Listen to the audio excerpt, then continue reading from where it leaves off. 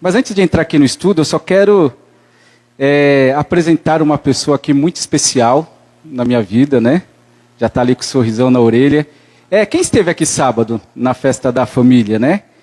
E ali a gente trouxe uma palavra, o Espírito Santo colocou uma palavra no meu coração. Parecia uma palestra, né? Foi diferente, não foi? Foi bom, né? Vi as crianças participando, os jovens, os adolescentes. Foi algo muito bom, prazeroso. Foi uma experiência nova, muito boa. Mas ali na ministração eu falei sobre a minha família, vocês lembram?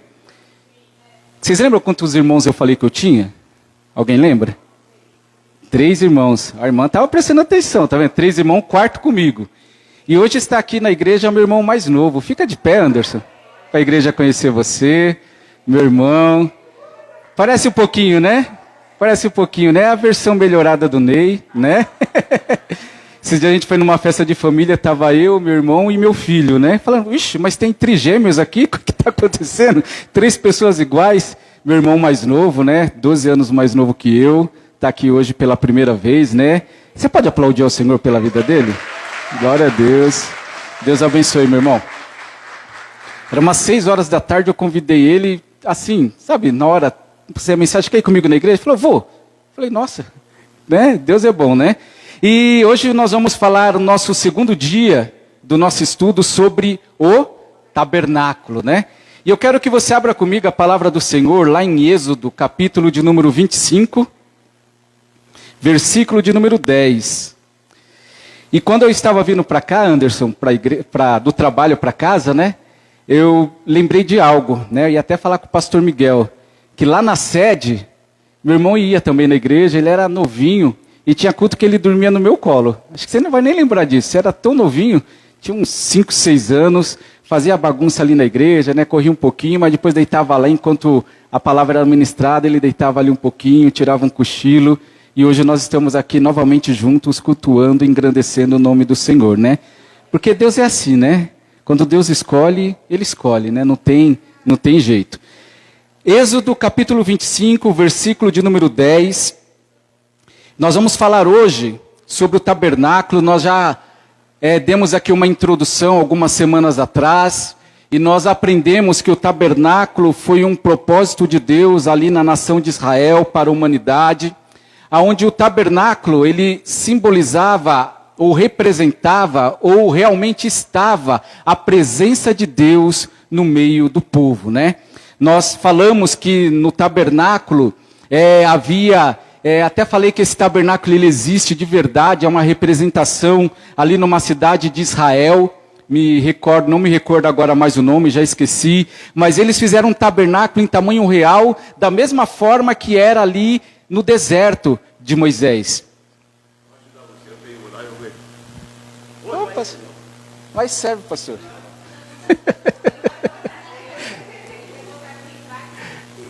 Então tá bom, vamos ver ali. Você espera só um pouquinho.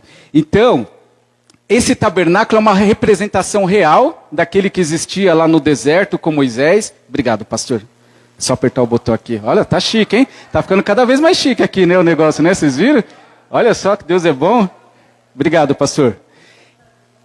Eu vi que teve até uma iluminação diferente. Falei, meu Deus, é a glória, é a Shekinah de Deus que está aqui. O que está acontecendo, né? Mas não, era o refletor aqui. Glória a Deus, uma iluminação diferente.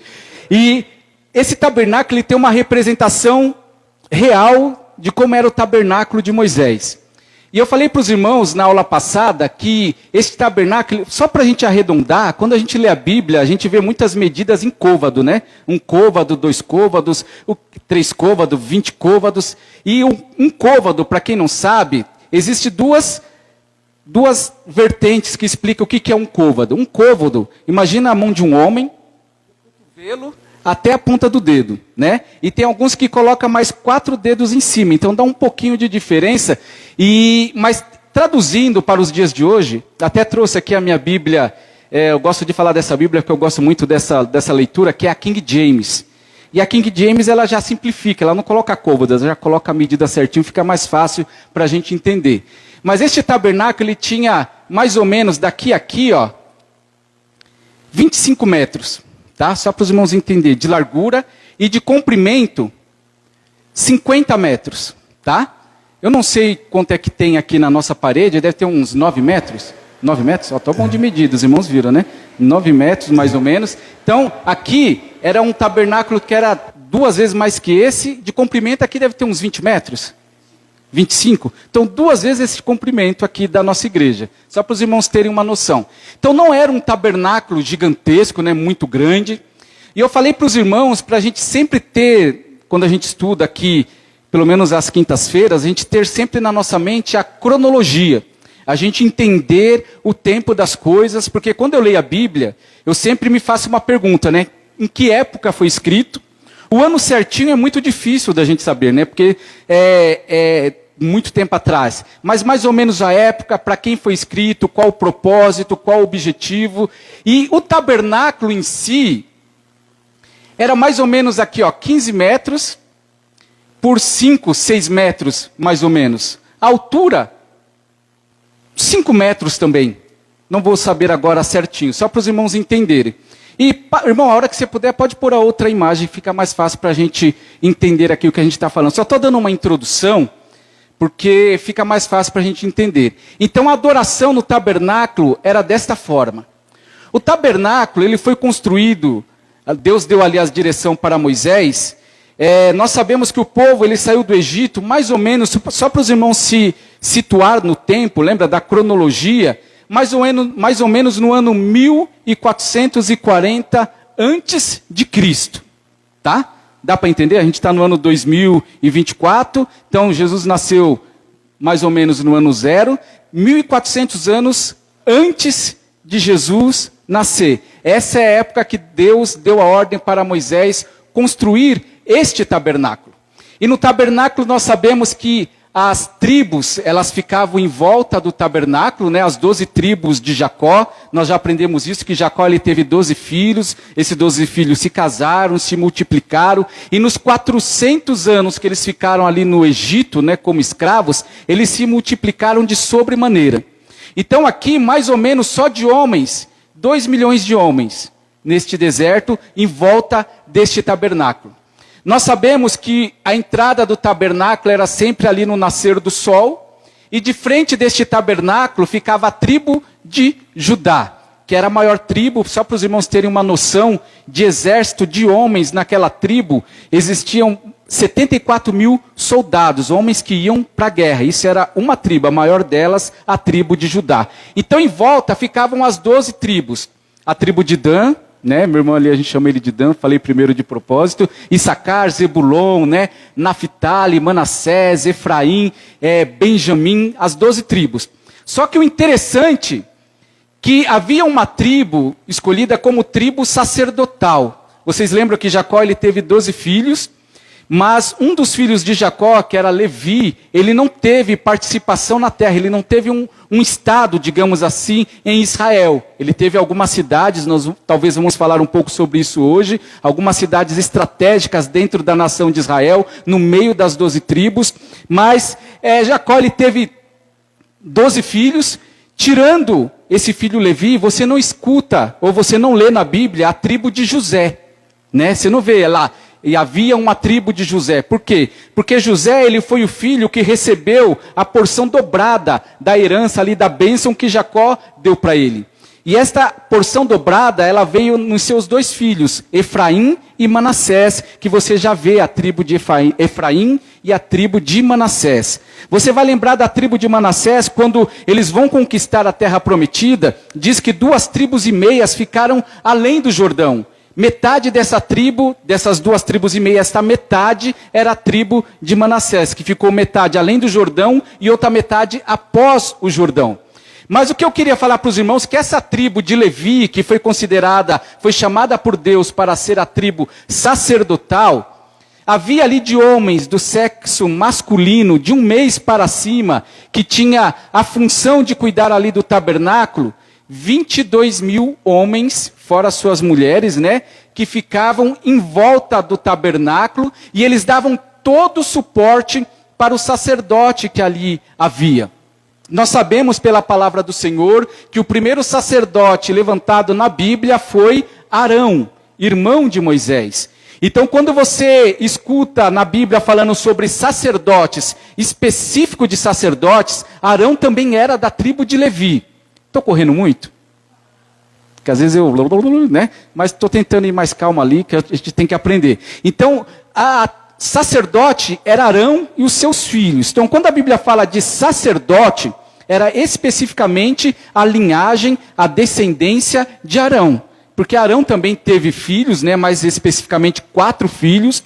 Nós conhecemos 2 filhos deles que faleceram, né, porque ofereceram fogo estranho ali ao entrar no tabernáculo. Logo no início, eles foram entrar no tabernáculo e ofereceram fogo estranho, Abinadab e Abiú, se eu não me engano. Né? Eles morreram ali e ficou 2 filhos, Rofni e Finéias. Se não me falha a memória também, tá?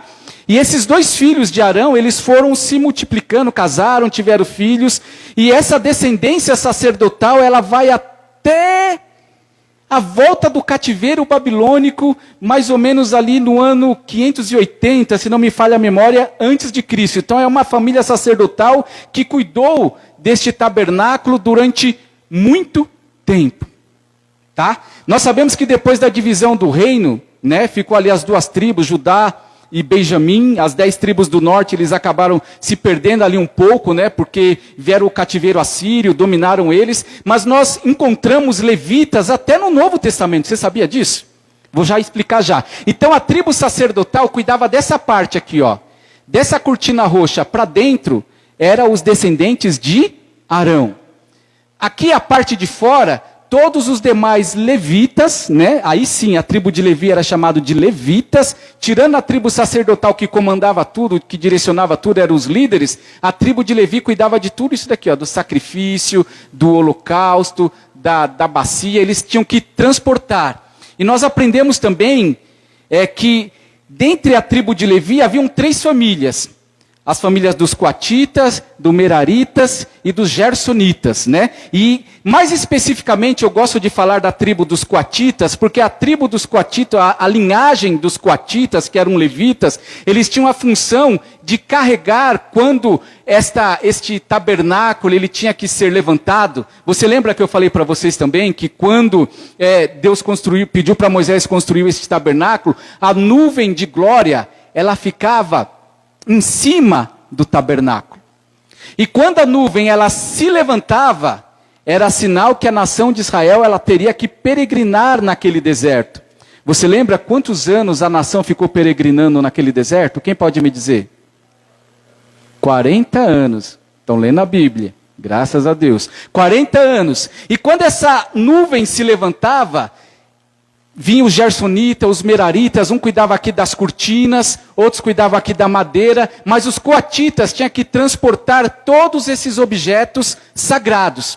Vinha ali o sacerdote, os filhos de Arão, o próprio Arão, cobria principalmente os objetos sagrados que nós vamos ver que tinha aqui dentro, eles cobriam aqueles objetos. Vinham os coatitas, eles não podiam colocar a mão nos objetos, né? Se o irmão depois puder pegar a arca que está lá fora, pode deixar aqui, ou aqui em cima para mim, por favor. Eles não podiam tocar nos objetos sagrados que tinham ali dentro. Eles tinham que ser cobertos, eram colocados varais, né, varas nesses objetos, tinham argolas, e eles eram transportados aonde? No ombro dos coatitas, que era os levitas, descendentes de coatitas, né, de Coate, né, filho de Levi. Então, nós vemos aqui este tabernáculo, que representa, na Bíblia Sagrada, tudo tem um objetivo, né? Este tabernáculo, ele representava, você viu que o tabernáculo ele está no meio do povo? Ele representava que Deus estava no meio da nação de Israel. Eu até falei aqui, acho que os irmãos vão lembrar, que no início Deus ficou revoltado, porque aquele povo, ele pecava, murmurava, era um povo de coração duro. E Moisés, ele fez uma tenda, chamada Tenda do Encontro, o irmão até me ajudou a achar ali na Bíblia, em Êxodo 33, versículo 7, que essa tenda ficava do lado de fora, e quando Moisés iria falar com Deus, ele se levantava em direção à Tenda do Encontro. Todos os israelitas, ainda não existia este tabernáculo, todos os israelitas saíam da sua tenda e via Moisés indo em direção à Tenda do Encontro. E quando Moisés entrava na Tenda do Encontro, Josué do lado dele, a nuvem descia e Deus falava com Moisés como quem fala com um amigo, face a face. O que acontecia com este povo aqui que estava nas tendas, as demais tribos? Todos se prostravam no chão, assim, com o rosto em terra, e adoravam a Deus, tamanha era a glória de Deus naquele lugar. Mas quando o povo saiu do Egito, eles peregrinaram durante 4 meses, até chegar em Horebe, monte de Deus. E naquele monte ali eles ficaram durante 1 ano. Neste 1 ano foi o tempo que foi construído este tabernáculo.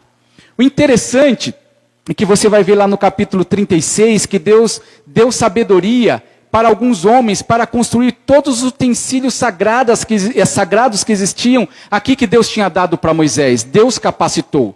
Mas este templo aqui, este tabernáculo, que olhando assim aos olhos humanos não era tão grandioso assim como os templos que nós temos hoje. Era uma construção relativamente simples entre aspas, né? Porque só de ouro aqui dentro havia mais de 1 tonelada, tá? Mais de 1.000 quilos de ouro, mais de 3.000 quilos de prata e bronze também, uns 3.000 quilos. Então era muitos utensílios. Por isso, 22.000 homens para poder transportar todos estes objetos de culto que Deus havia levantado naquele lugar. E quando nós lemos isso na palavra sagrada, nós temos que entender que o tabernáculo, ele era uma sombra, um prenúncio daquilo que havia de vir. Deus, desde o jardim do Éden, ele quis habitar no meio do povo, amém? Ele sempre quis ter comunhão com Deus, com os homens. Deus queria ter comunhão com a humanidade, com o homem. E ele foi escolhendo Abraão, foi escolhendo Isaac, foi escolhendo Jacó, depois aqui Moisés. E Moisés é aquele que organiza todas as coisas e constrói este tabernáculo para louvor e adoração a Deus. Nós aprendemos que este sacrifício naquela época era necessário, né? Porque sem derramamento de sangue não há remissão, não há perdão de pecado. Uma vez que o homem pecou e merece a morte, uma vez que entrou o pecado no mundo e com o pecado entrou a morte, o homem sempre precisou de um substituto. E naquela época eram esses animais que morriam no lugar do homem. O homem pecava e ia até o tabernáculo, né?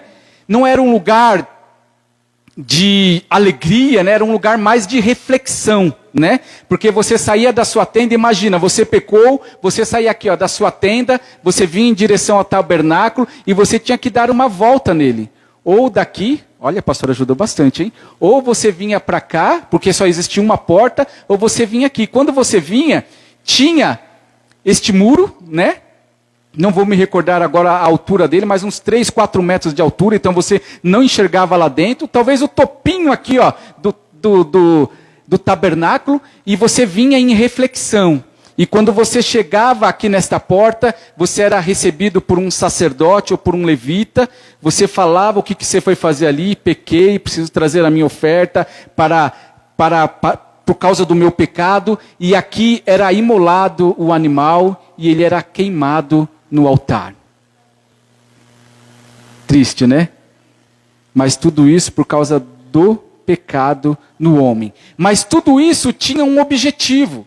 Qual que era o objetivo de tudo isso? Era trazer para os tempos de hoje aquilo que iria acontecer lá no ano 0, que foi o nascimento de Jesus, e no ano 30, o sacrifício de Jesus, porque tudo o que acontece aqui neste lugar remonta para Cristo. Nós falamos também que aqui tinha a bacia de lavar, onde o sacerdote, antes de ministrar aqui o holocausto, antes de fazer aqui o holocausto, interceder pelo pecador, ele tinha que se lavar aqui, ó, neste tanque, né, nesta bacia de bronze, tá? Aqui era tudo de bronze, bronze. Aqui era madeira, aqui nos pedestais prata. O ouro ficava aqui dentro. O ouro ninguém tinha acesso.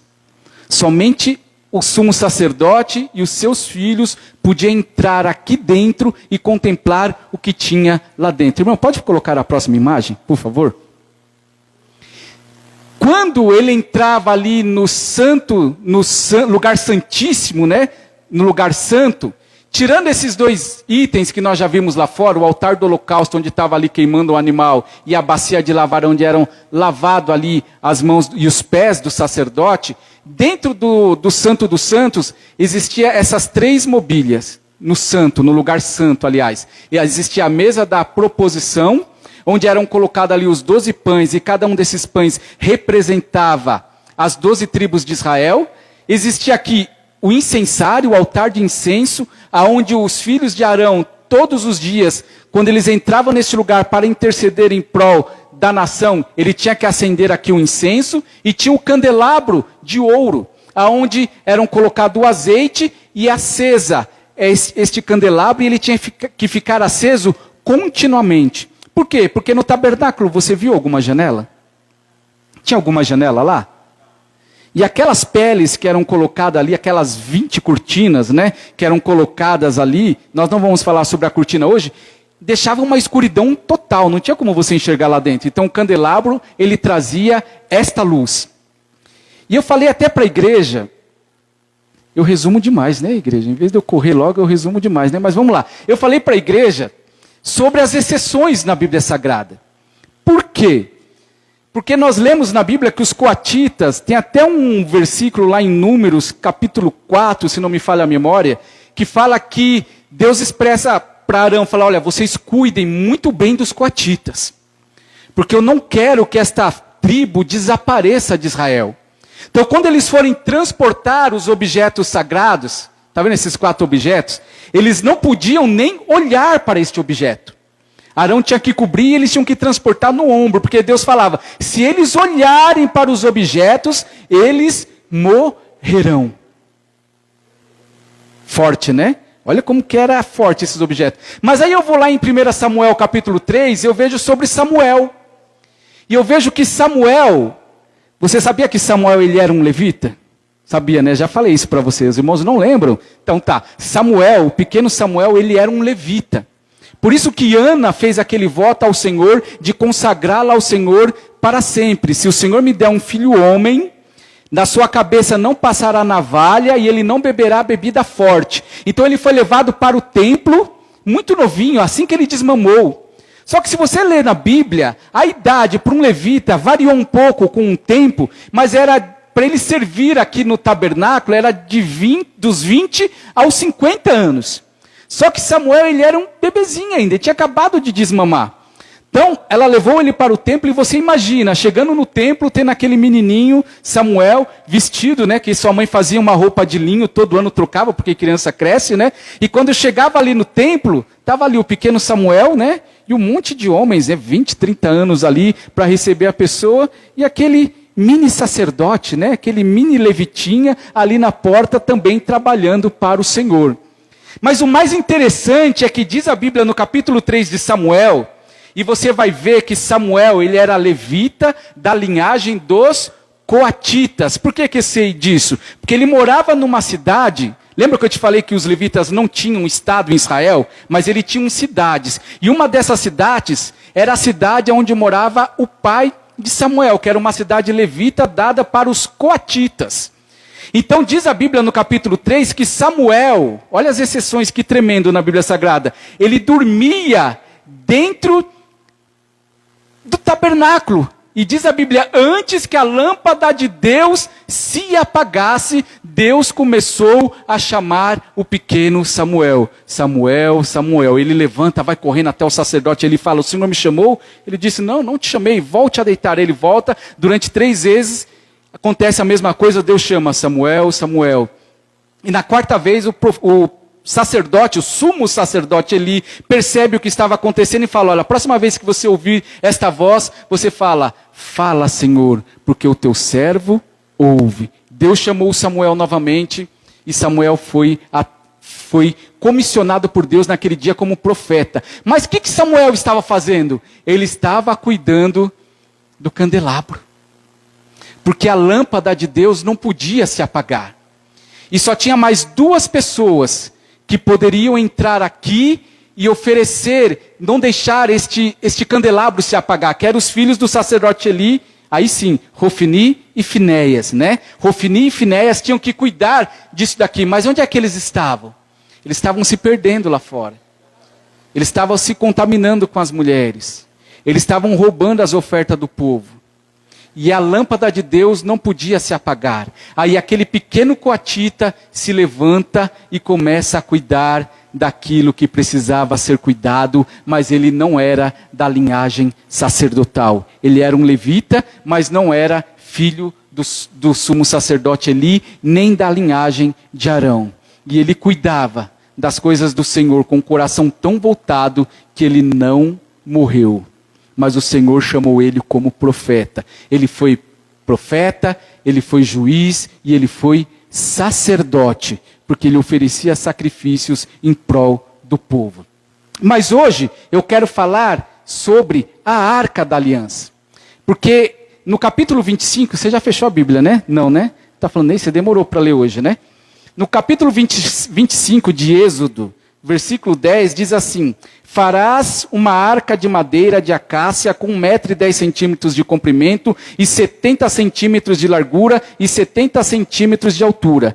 Tu a cobrirás de ouro puro por dentro e por fora e farás sobre ela uma moldura de ouro ao redor. Fundirá para ela 4 argolas de ouro e porá nos 4 cantos inferiores da arca. Farás também varais de madeiras de acácia e as cobrirá de ouro. Coloca-as nas argolas, versículo 14, laterais da arca, para que a arca possa ser transportada. As varas deverão permanecer nas argolas da arca, não deverão ser removidas. Somente até aqui. Então nós vamos falar hoje sobre o objeto mais santo que existia dentro do santuário. O santuário, ele tinha 3 partes. Ele tinha um átrio, que era aquele quintal onde ficavam ali os levitas e o adorador. Ele tinha o lugar santo, onde ficavam esses 3 objetos. E ele tinha um véu, né, no meio desse tabernáculo, que dividia para o lugar santíssimo. Então você imagina aqui, eu estou entrando aqui no tabernáculo, tinha um lugar onde ficava ali a mesa dos pães da preposição, o candelabro e o altar de incenso. O altar de incenso ficava em frente ao véu. Quando passava o véu, existia um outro cômodo ali dentro daquele santuário que chamava Santo dos Santos. Vocês já ouviram falar disso? Santo dos Santos. E dentro desse santuário ficava a Arca da Aliança, o objeto mais sagrado que existia em Israel. E esta arca, você vê o que ela diz aqui a Bíblia. Posso descer, irmã? Dá para descer um pouquinho? Só um pouquinho? Eu pedi para o irmão pegar a arca para a gente visualizar melhor. Você leu na Bíblia comigo que os varais, os varões, não deveriam ser removidos, né? Daqui é só uma representação, tá? Então ela foi construída de acácia e toda revestida de ouro. Em cima dessa arca havia uma tampa, que era chamado de propiciatório, tá? Essa tampa era toda de ouro. Essa parte aqui era de madeira revestida de ouro, mas essa parte aqui em cima era o propiciatório, era todo feito de ouro, era essa tampa aqui, ó. Dentro da arca, o que tinha dentro da arca? Tinha a tábua dos 10 mandamentos, tá? Durante um tempo, a gente vai ler na Bíblia também, que foi colocado junto. Esse junto, você pode entender que era dentro ou do lado, tá? Foi colocado o quê? Um vaso com maná. Vocês lembram do maná que ele se alimentava ali no deserto? E foi colocado também a vara de Arão que floresceu. Você lembra quando teve aquele motim? Porque às vezes acontece isso, né? No nosso meio não acontece não, graças a Deus. Mas alguém é levantado por Deus e começam a questionar, né, pastor? Mas por que ele e não eu? Por que Arão é sumo sacerdote? Por que não eu? Né? E começaram ali fazer uma revolução ali, querendo questionar a autoridade que Deus tinha dado para Arão, né? E foram escolhidas ali 12 pessoas de 12 tribos e cada um trouxe uma vara. E Arão disse assim, olha, nós vamos fazer o seguinte, nós vamos deixar aqui as varas e aquela que florescer, este é o escolhido por Deus para ser o sumo sacerdote. Porque tinha pessoas da tribo de Ruben que queria ser sacerdote, da tribo de Judá, de todas as tribos, das 12 tribos. No outro dia, o que aconteceu? Qual vara que floresceu? A vara de Arão. E além de florescer, diz que ela deu frutos. Imagine, em uma noite aconteceu tudo isso. Então eles pegaram essa vara e deixaram junto da Arca da Aliança. Então repito, junto. Uns falam que é dentro, outros falam que é fora. Não sei, também acho que não é tão importante. Mas uma coisa é certa, dentro da Arca da Aliança tinha as 10 pedras, as 2 pedras dos mandamentos, dos 10 mandamentos que Deus havia dado para Moisés. Sabe aquela pedra que Deus falou para Moisés? Lava a pedra, 2 pedras, suba até o monte que ali eu vou falar contigo. E ele ficou 40 dias. Então, aqueles 10 mandamentos da segunda vez, porque a primeira vez ele quebrou com raiva, né? Lembra que ele quebrou com raiva, né? Eu até falei aqui no sábado que Moisés, ele era fleumático, né? E quando o fleumático, ele perde a linha, estoura, é muito perigoso. Pastor, a gente falou sobre os perfis, né? E a gente falou que Moisés, ele era fleumático. Mas quando uma pessoa fleumática, ela perde a linha, o que Moisés fez, o que ele fez? Ele quebrou a primeira vez as pedras, depois ele de novo fez outras e subiu e ficou mais 40 dias ali no monte recebendo as revelações de Deus. E a Arca da Aliança é o objeto mais sagrado que tem na Bíblia Sagrada.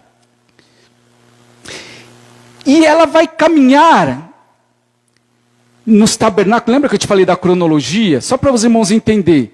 Tem o tabernáculo de Moisés. Quando eles conquistam a terra prometida, diz a Bíblia que a arca ela fica 200, 300 anos numa região chamada Siló. E ali em Siló, a tenda é armada, né? E a arca ela fica ali junto com os outros objetos. Só que depois de mais ou menos 300, 400 anos, Davi, ele coloca no seu coração o desejo de construir um santuário, um templo para Deus. E Deus fala, você não vai construir. Quem vai construir vai ser o seu filho. Aquele que vai sair de você, Salomão, ele vai dedicar este templo porque você é um homem de guerra, derramou muito sangue, eu vou dar paz para o seu filho vai construir este templo. E foi construído o templo de Salomão. E o templo de Salomão, perto deste que nós acabamos de ver, era uma coisa gloriosa. Uma das 7 maravilhas do mundo antigo, né? Todo revestido de ouro, era uma coisa grandiosa. E de todos os utensílios que tinham aqui, o único que nunca foi replicado. Não poderiam, depois que sumiu a arca, ninguém sabe onde é que está, ter feito uma outra arca. Mas não fez. Por quê? Porque este objeto, ele era único. Você vê no templo de Salomão que foram feitos 12 candelabros de ouro. Mais bonito que esse. 6 de cada lado. Ali dentro do templo. Porque o templo era maior, então precisava de mais luz, né? Um candelabro pequenininho não ia conseguir iluminar tudo aquilo. Então, a única peça, depois nós vamos falar sobre os outros, tá? Mas a única peça que nunca foi replicada é a Arca da Aliança. Vocês querem saber o tamanho da arca? Quantos querem saber? Levante a mão. Senão eu não vou falar. Fazer vocês participar também, né? Senão só eu falo. Então ela tinha mais ou menos 70 centímetros de altura, 1,10 m de largura, tá? Com essa tampa propiciatório em cima. E por que eu falei das épocas? Porque se você for ler lá em Amós, os irmãos, pode abrir para mim, quem puder, que aí vocês me ajudem. Vocês sabem que eu não marco nada, né? Então está aqui na cabeça. Amós capítulo 9, versículo 11. Tá?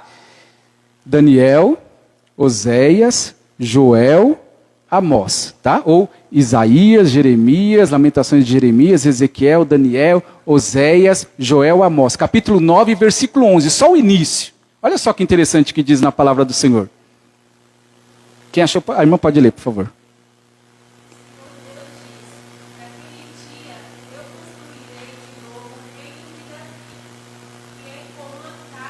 Somente até aí. Tá. Como é que está na sua tradução? Mais alguém achou? Pastor achou? Como é que está na sua tradução, pastor?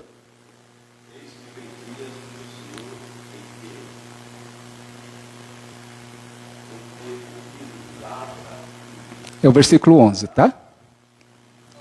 O 11, pastor. O 11. Isso. Amós 9, 11. Ou se não, alguém... Isso. Amém. Somente até aí, pastor. Então, naquele dia eu tornarei a levantar o tabernáculo de Davi. Vou entrar de novo na cronologia. Por quê? Porque passou 400 anos e a arca, ela passou por muitas coisas. Teve uma época quando Eli faleceu e os seus filhos também faleceram, a arca ela foi roubada pelos filisteus. Vocês lembram disso? 1 Samuel capítulo 6, o irmão pode confirmar para mim, para ver se eu estou certo. Senão vocês podem me corrigir, tá? 1 Samuel capítulo 6 diz que a arca ela foi levada para os filisteus, lá para a terra dos filisteus. E ela ficou lá um tempo, né? Aquela passagem que eles colocaram no templo de Dagon, e no outro dia o templo de Dagon estava caído, né? Sem a cabeça, decepado, levantaram ali a estátua, colaram ali, colocaram uma cola, não sei como, no outro dia estava com os braços cortados, a cabeça cortada de novo, e houve uma coisa muito grave ali naquela terra, onde muitas pessoas morreram de enfermidade, e os filisteus falaram, olha, vamos devolver esta arca para Israel. O que estava ali com os filisteus? Estava somente a arca da aliança. E quando ela volta para Israel, o interessante é que Deus tinha falado que ninguém podia tocar na arca, né? Diz que quando volta, no capítulo 6 ou 7, numa cidade, Bet-Semes, se não me falha a memória, diz que alguns homens curiosos, né, abriram a tampa da arca, para ver o que tinha dentro. Eles abriram e quando eles olharam, 70 homens morreram. Porque não podia, era um lugar santo. Somente o sumo sacerdote podia oferecer o sacrifício ali, uma vez por ano, né? Em cima daquele sacerdote, ele molhava o seu dedo, só para os irmãos entenderem, a ponta do seu dedo, não lembro se era o dedo indicador ou polegar, e ele aspergia ali no propiciatório 7 vezes e orava pela nação, tá?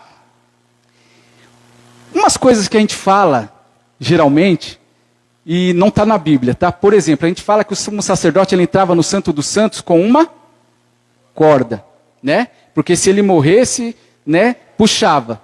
Mas a minha esposa até me ensinou, que eu falei, mas para que serve esses sininhos, né, na roupa do sacerdote? Ela falou, para as pessoas ouvirem, né, quando ele estiver lá intercedendo, né, você escuta o barulho, você sabe que ele tá bem. Porque se ele entrasse lá no Santo dos Santos em pecado, o que aconteceria?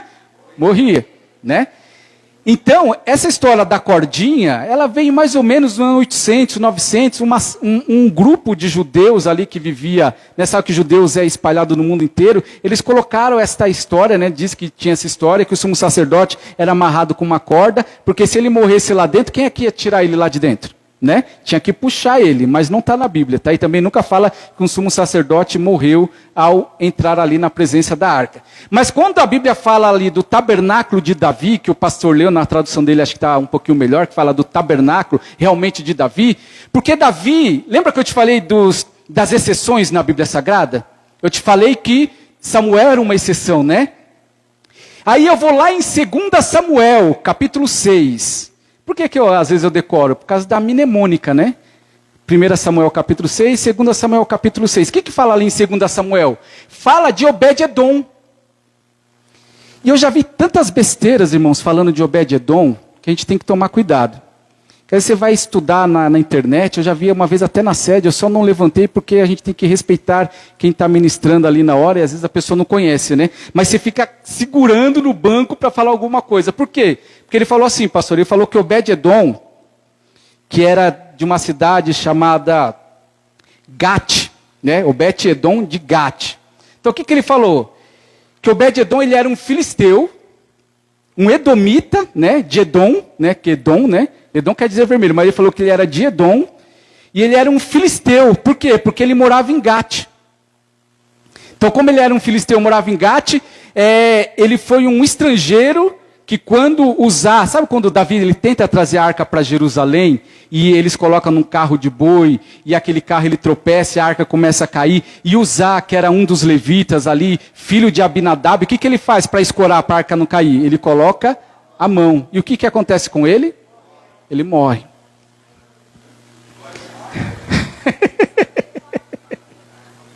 Então eles pegam esta arca e eles colocam na casa de quem? De Obed-Edom, né? E às vezes a gente pensa que Obed-Edom, ele era um filisteu, ou ele morava em Gat, mas não, Obed-Edom, ele era um levita, tá? Essa Gat que fala na Bíblia, vou até pedir para o irmão Luiz me ajudar, o irmão Wilson também, lá em Josué, capítulo 21, Josué, livro de Josué, capítulo 21, fala da cidade dos levitas. Se eu não me engano, é capítulo 22, 23, fala de uma cidade que foi dada ali para os coatitas, chamado Gat-Rimon, na tribo de Dan. Gat-Rimon, se você achar, ou o irmão achar, ou é 23, 24, no finalzinho ali do capítulo 21 de Josué. Fala que distribuiu ali as cidades, e uma dessas cidades era Gat-Rimon. Então Obed-edom, ele era um levita da tribo dos coatitas, então ele tinha autorização para cuidar. Na Bíblia nada é por acaso, irmãos.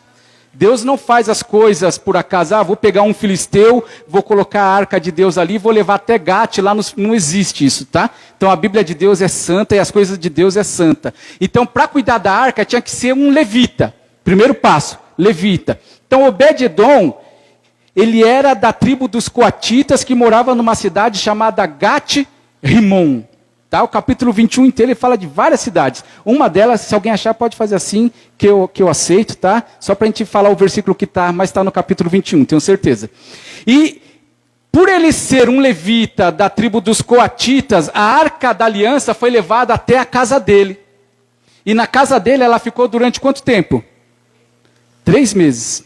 E naqueles 3 meses ele foi ricamente abençoado, prosperou tanto que chegou até o rei. Eu sei que os irmãos estão com sono, estão cansados, tá? A semana foi puxada, mas já vou acabar. Minha esposa daqui a pouco vai puxar minha orelha. Ei, você fala demais. Mas vamos lá. Estou vendo os irmãos moadinhos, cansados. Normal, tá? Eu entendo, tá? Eu entendo que eu também fico assim. De quinta-feira, sexta-feira então nem se fala, né? Mas na casa de Obed-edom, que era um levita, tá? Ele foi abençoado ricamente. Achou, irmão? Pode falar.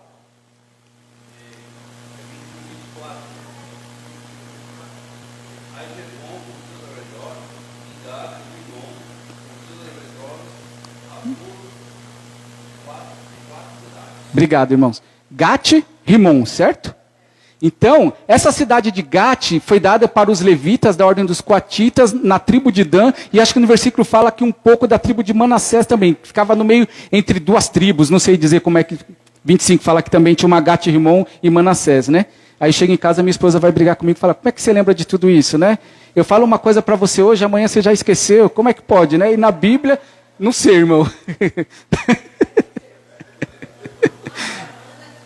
Então, Obed-edom, ele só ficou com a arca, por quê? Porque ele era um levita da linhagem ali dos coatitas e ele tinha autorização para cuidar da arca.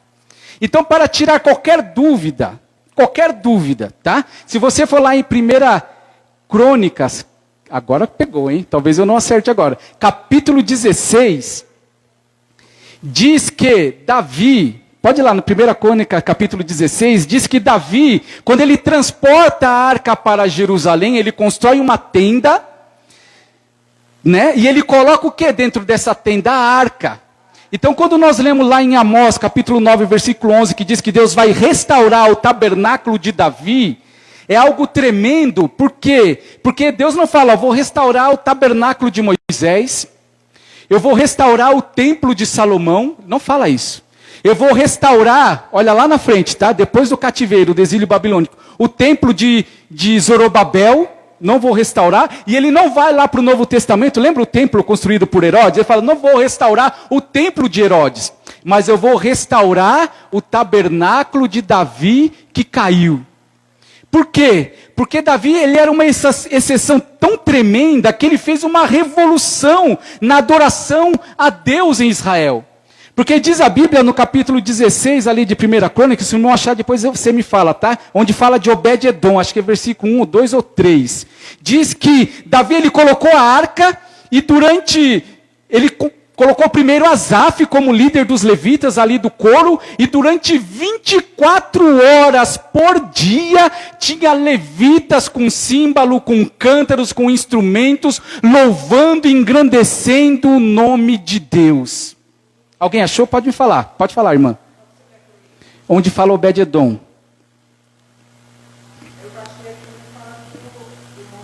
Do Asaf. Isso, continua este versículo, fala também. Irmão Luiz, se achou também, pode falar. É o mesmo, é o 3? 26? 15, então tá. 25. Alguém lê? Pode ler, Marina, por favor. Lê. Essa vozeirona bonita que você tem.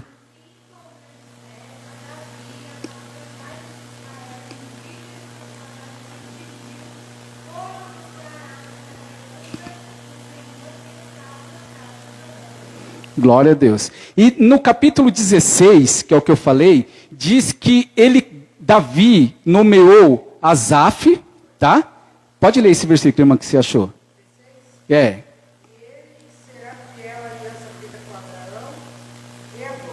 Pula para o 2. 16:5. Então lê o 5 para mim, alguém. Isso. Ah, tá aqui.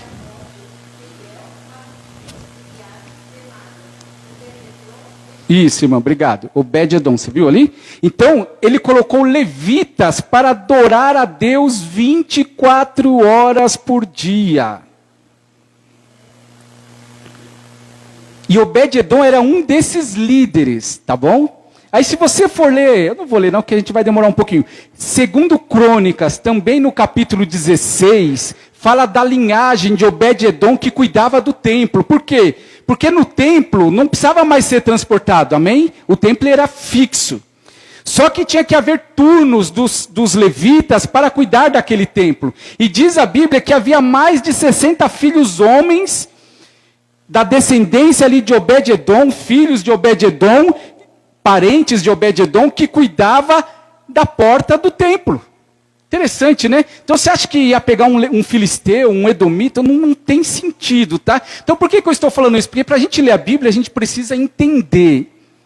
Porque a coisa mais difícil é eu chegar aqui e falar uma besteira para a igreja acreditar, porque procurou na internet. Eu falo para o meu filho de 8 anos, falo, olha, tem que ver a fonte que você está estudando. Porque nem tudo que está na internet é verdade, tá? Se você for pesquisar sobre Obed-edom, você vai ver alguma coisa nesse sentido que eu falei agora de errado. Então, a Arca da Aliança, ela era o objeto mais sagrado que existia ali no tabernáculo, e depois na tenda de Davi, né? Era o único objeto que era cultuado, e diz a Bíblia que Davi, que também fazia parte ali, ele era um rei, ele oferecia sacrifício, e ele não era levita. Davi era levita?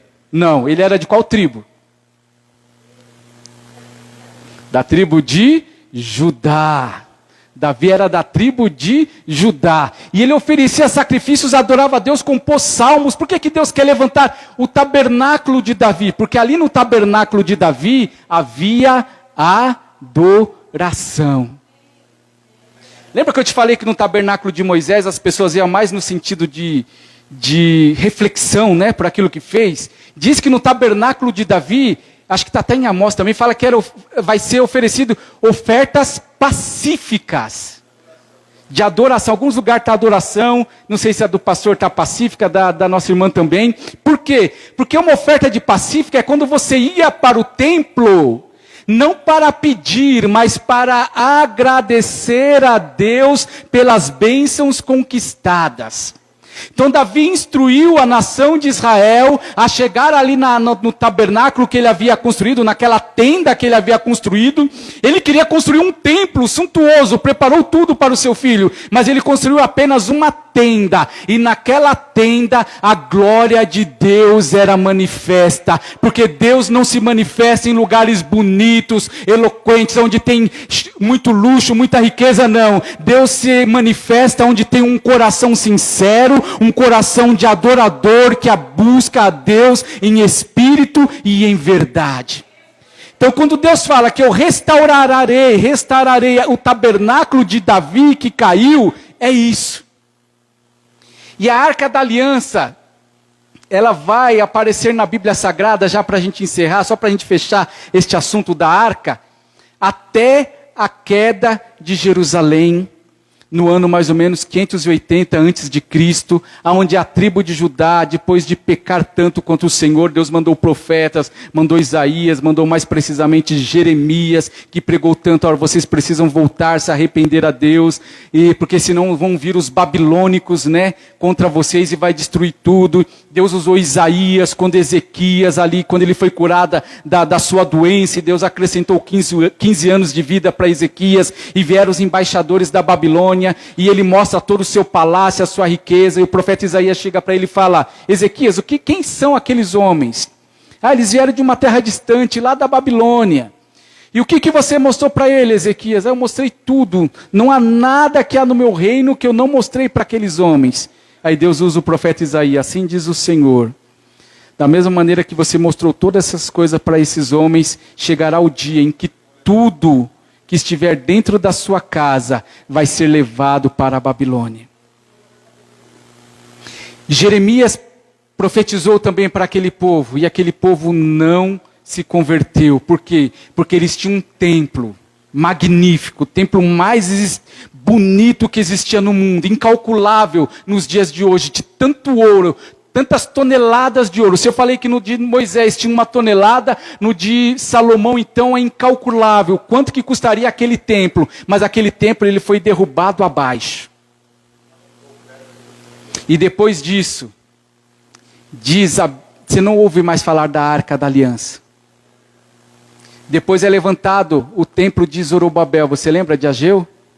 Que eles voltam do cativeiro depois de 70 anos e eles levantam o templo e as pessoas olham para aquele templo, somente os de mais idade, e começam a chorar, né? Uns de alegria, outros de tristeza. Por quê? Porque aquele povo que tinha visto o primeiro templo não se conformava, né? De ter um templo de Salomão e agora aquele templo tão simples de Zorobabel. E Deus fala, a glória da segunda casa será maior do que a primeira casa. Então era um templo, poderia ter esses utensílios refeito, mas não tinha a Arca da Aliança. Tinha o véu, que era colocado no Santo dos Santos, mas não tinha a Arca da Aliança. Outra coisa que eu quero falar antes de encerrar, que quando Salomão ele constrói o templo, 1 Reis, capítulo de número 6, agora eu não vou lembrar o versículo, ali na metade, fala dos querubins que ele colocou dentro do Santo dos Santos. Diz que ele colocou 2 querubins feitos de madeira revestido de ouro, com 4,5 metros de altura, 2 querubins, tá? 4,5 metros de altura e com 2,5 metros de cada asa, quando elas se curvavam com a asa aberta uma para o outro, 4,5 metros de largura. Praticamente o tamanho do Santo dos Santos, tinha um querubim todo de ouro, de um lado e do outro, com as asas abertas, e esta arca no meio. Uma coisa que a gente sempre faz, a gente sempre vê representado, é os querubins de joelho, né? Mas a Bíblia não fala como é que eles estão, tá, irmãos? Ninguém sabe exatamente como que era esta arca. Tem ali as medidas, mas o formato certinho, ninguém sabe.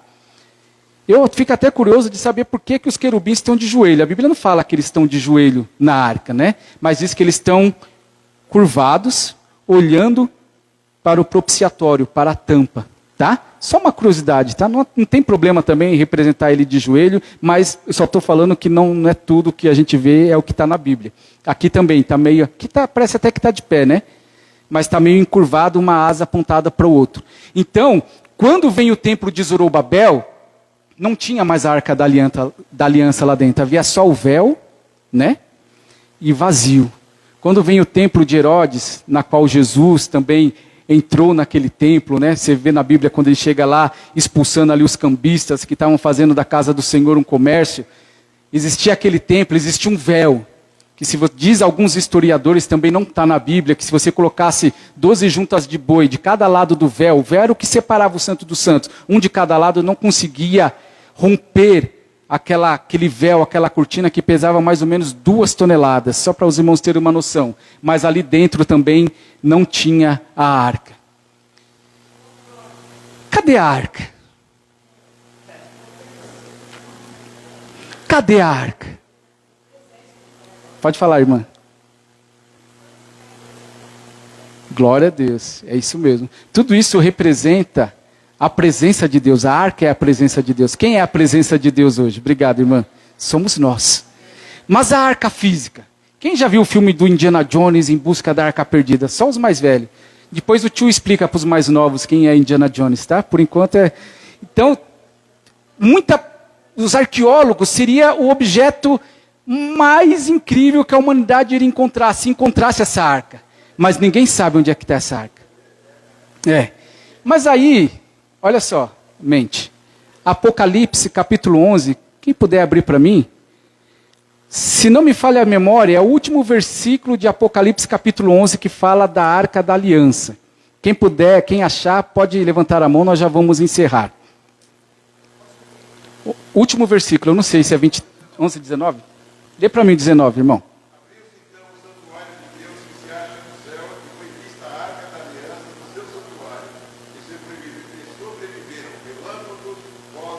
Obrigado, irmão. Então, ele disse que, ele leu na Bíblia, você leu na sua Bíblia também? Que abriu-se o céu e foi visto o que no céu? A Arca da Aliança, né? Não sei se é essa mesma, tá? Ou se tem uma outra representação do céu, mas tudo isso daqui é uma representação do que existe no céu. A parte do sacrifício também, porque Jesus desceu na terra, morreu por nós, pelos nossos pecados. Então hoje nós vamos ficar aqui na Arca da Aliança, tá? Eu acho que hoje eu fui menos do que da outra vez, estou progredindo, estou aprendendo. 55 minutos ainda, pastor. Eu coloco aqui, tá, o celular só para ver o tempo, tá? Porque senão a gente vai embora. Então nós hoje aprendemos um pouquinho sobre a Arca da Aliança, tá? Eu vou passar para o pastor Miguel agora. O Tiago, você vai querer orar hoje? Não quer orar não? Tá com vergonha? Tem certeza, né? Então na próxima, tá? Ele falou que queria orar com a igreja, mas já ele ora. Então, pode fazer, irmão. Sim. Tá bom. Sim. A irmã está perguntando se incenso é pecado. Eu vou dizer para os irmãos que hoje não é mais necessário, né? Porque o tabernáculo, hoje a gente não se prostra diante de uma arca, ou faz os pães da preposição, ou faz o sacrifício, ou acende um candelabro, não. Mas o incenso, dentro do tabernáculo, ele tem um símbolo, tá? Que a gente vai aprender na próxima aula também. Que ele representa a oração, intercessão. Então ele era só um símbolo. Quando o sacerdote ele entrava ali no santo, no lugar santo, ele acendia ali aquele incenso, que não era qualquer incenso, tá? Era um incenso específico ali que Moisés deu as instruções dos materiais que tinham que ser usados, tanto do incenso como do óleo, né? Do óleo da unção, que nós vamos aprender também, e deste azeite que era colocado no candelabro. Tinha que ser elementos santos, separados, que só era usado dentro do tabernáculo. Ninguém levava para sua casa e acendia o mesmo incenso que estava no tabernáculo. Não, aquele incenso era próprio pro tabernáculo. E o incenso, ele traz a ideia, o ensinamento de oração, de intercessão. Então o sacerdote, ele chegava ali na frente do véu, acendia aquele incenso e orava a Deus. Hoje nós não precisamos. Por quê? Porque quando Jesus morreu, diz que o véu do templo se rasgou de cima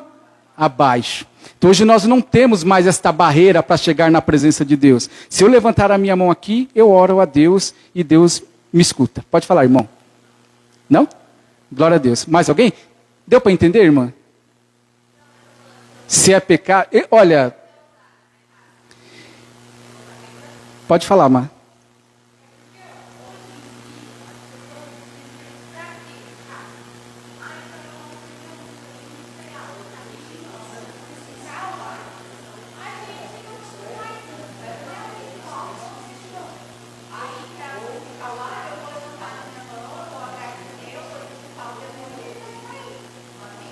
Eu acho que a irmã está falando no sentido religioso, né? Que eu acho que existe incenso sem ser religioso também, não tem? Tem, né? Eu não conheço, eu não faço. Tem uns incensos que não é religioso. Não?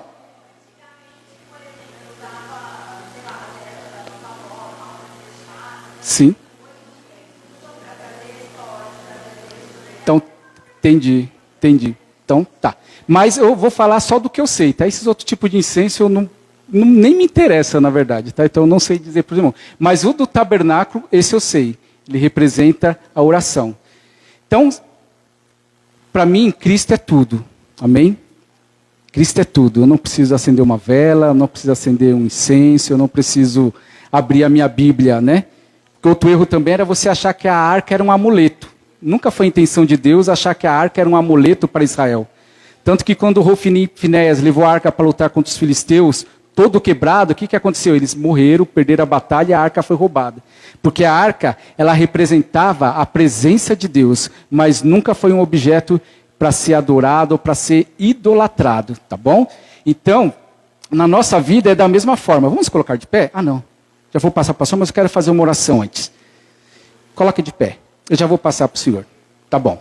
Então, na nossa... Quem quer fazer uma pergunta? Irmão Antônio? Cadê o irmão Antônio? Não? Tá.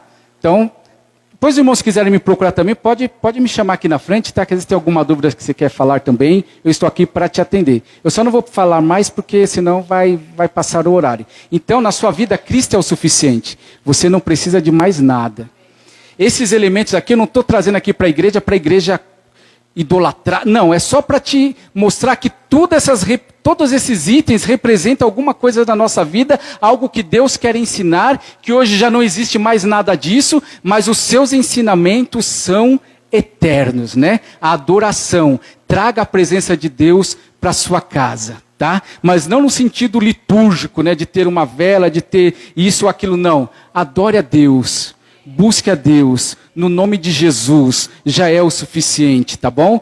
Deus, obrigado pela tua palavra, a tua igreja que aqui está, meu Pai amado, que teve paciência para me ouvir aqui 1 hora, Senhor Deus, a tua palavra, os teus ensinamentos. Eu sei, meu Pai amado, que eu tenho muito para aprender, não sou o melhor professor, estou longe disso, Senhor, mas eu me coloco à tua disposição, Senhor Deus, para trazer ensinamentos para a tua igreja. Pai amado, nos abençoe nesta jornada, para que nós possamos compreender o que é o tabernáculo, o que são esses elementos, Senhor, e esta arca da aliança, que era a tua presença habitando no meio de nós, se cumpriu em Jesus, porque Jesus é a presença de Deus que encarnou aqui na terra, viveu entre nós, morreu, mas ao terceiro dia ressuscitou e está à destra de Deus. E hoje, meu Pai amado, como já foi falado aqui, nós também trazemos a tua presença nas nossas vidas, porque nós somos templo de Deus, santuário do Espírito Santo, onde não há necessário mais, meu Pai amado, nenhum desses elementos, mas todos eles estão dentro de nós, ensinando como nós devemos orar, buscar, adorar e estar na tua presença, Senhor Deus, com um coração sincero, totalmente voltado para ti. Abençoa a igreja do Grimaldi, Senhor, para que ela seja uma igreja estruturada na palavra. Levanta homens e mulheres neste lugar, meu Pai, cheios do teu Espírito Santo, sedentos, Senhor Deus, para aprender a tua palavra e praticar a tua palavra, Senhor, porque a tua palavra ela tem que ser lida e a tua palavra ela tem que ser ensinada, a tua palavra ela tem que ser ministrada e vivida, Senhor. Obrigado, Jesus, porque o Senhor morreu por nós e o Senhor é suficiente para nós. Tudo que nós precisamos, o Senhor já nos deu. E nos ensina, Senhor Deus, a ser como Davi, a ir na tua casa, Senhor Deus, com um coração, uma oferta voluntária de adorar, de buscar a tua presença, por todas as bênçãos que o Senhor tem feito por nós. E se o Senhor fizer, o Senhor é Deus. E quando o Senhor não fizer aquilo que nós queremos, o Senhor continua sendo Deus, porque é a tua vontade que tem que prevalecer. E que nós aprendamos, Senhor Deus, como Davi, quando ouviu um não de Deus, não, você não vai construir. Ele adorou a Deus e glorificou a Deus, porque ele sabia que na vida dele, o sim é de Deus, o não é de Deus, e glorificado e exaltado seja o nome do Senhor. Deus abençoe a sua vida. Pode encerrar? Amém. Glória a Deus. Agora nós vamos para nossas casas, tá? Agora você vai descansar, tá bom?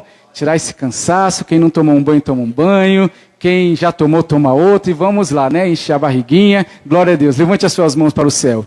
Que o amor de Deus, o nosso Pai, que a graça do nosso Senhor e Salvador Jesus Cristo e que as consolações do Divino Espírito Santo esteja com todos nós, hoje e para todo sempre. E somente aquele que está levando, carregando, vivendo a presença de Deus diz: amém. Vai na paz do Senhor.